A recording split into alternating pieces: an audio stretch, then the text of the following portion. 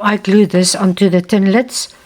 I did an experiment, but I used all three of these. It's a glue gun, my Gorilla Wood glue, and my contact adhesive. It's like a bostik, and it's neoprene based, supreme quality. I don't know what you can get in your country, but I glued them, and all three of them. Let me just show you the project.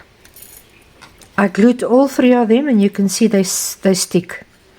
This has been for a while now, so I'm confident to use all three, but I stay in a very hot country, so I'm gonna maybe not use the glue gun, and I think I'm just gonna use this contact adhesive today to stick this onto.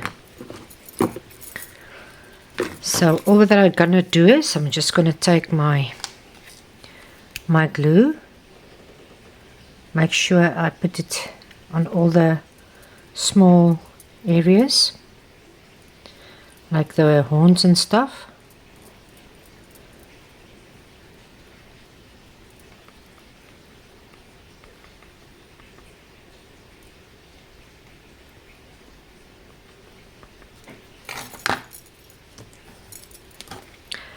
And then I will maybe put something just slightly heavy onto the horns to stick them down. So I'm just going to position this